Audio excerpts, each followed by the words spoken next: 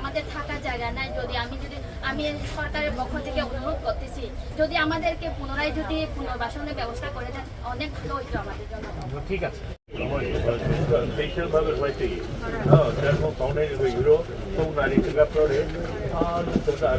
অতিবৃষ্টি এবং পাহাড়ি ঢলের কারণে যে বন্যা পরিস্থিতি সৃষ্টি হয়েছে তার কারণে আপনারা সকলেই ভুক্তভোগী, সকলেই কষ্টে আছে।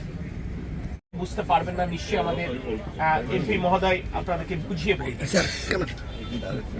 আমাকে পাঠিয়েছেন মাননীয় প্রধানমন্ত্রী তারেক রহমান।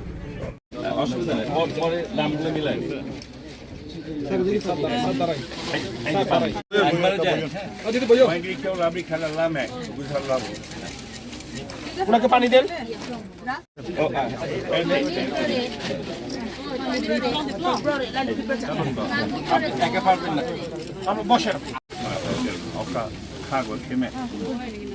হবে না কয়েকদিন খাওয়া? কোস্ট গার্ড কিংবা বিজেপির সাহায্য গ্রহণ করছে। মাননীয় প্রধানমন্ত্রী আমাকে মূলত পাঠিয়েছেন যে এই কাজগুলো সুচারুরূপে হচ্ছে কিনা, সমন্বয়ের ভিত্তিতে হচ্ছে কিনা এটা নিশ্চিত করবার জন্য। আমি এখানে এসে যেটা দেখেছি যে উপজেলা প্রশাসন, জেলা প্রশাসন, এখানে আমাদের স্থানীয় সংসদ সদস্য সকলে মিলে অত্যন্ত সমন্বয়ের ভিত্তিতে কাজ করছে। এটা আমাদের জন্য, অন্য জেলার জন্য আমি মনে করি একটা উদাহরণ হতে পারে। আগামী দিনগুলোতে পুনর্বাসন কর্মসূচিতে আমরা মনোযোগ দিতে চাই। বিশেষ করে পানি নেমে গেছে কিন্তু এখনো বাসা বাড়িগুলোতে কর্দমাক্ত হয়ে গেছে, সেগুলোকে কিভাবে পরিষ্কার করে তাকে বসবাস উপযোগী করা যায় সেটি নিয়ে আমরা কাজ করছি।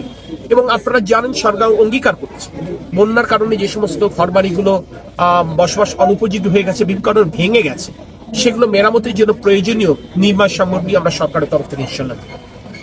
ফসলের ক্ষেতে যাদের ক্ষতি হয়েছে, সেটা তরিতরকারি হোক, সেটা ফলমূল হোক, ধান কিংবা অন্যান্য ফসল হোক, সেই ক্ষতি আমরা পুষিয়ে দিতে চাই সরকারের তরফ থেকে।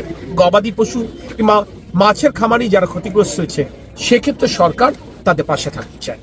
এবং অবকাঠামোর একটা বড় ধরনের ক্ষতি হয়েছে আমরা লক্ষ্য করেছি। আমরা মূলত জরুরি ভিত্তিতে অধিকাংশ এখন পর্যন্ত জানেন যে আপনারা দুদিন আগ পর্যন্ত এই যে বান্দরবন, বাঁশখালী থেকে বান্দরবনের আসার পথটাও কিন্তু নাজুক ছিল। এটা সম্প্রতি আমরা চালু করতে সমর্থ হয়েছি।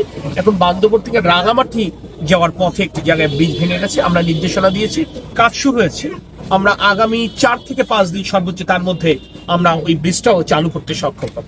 অর্থাৎ জরুরি যোগাযোগ ব্যবস্থা আমরা সকল জায়গায় জেলার সাথে উপজেলা সদরের আমরা যোগাযোগ ব্যবস্থা স্থাপন করতে সমর্থ হয়েছি।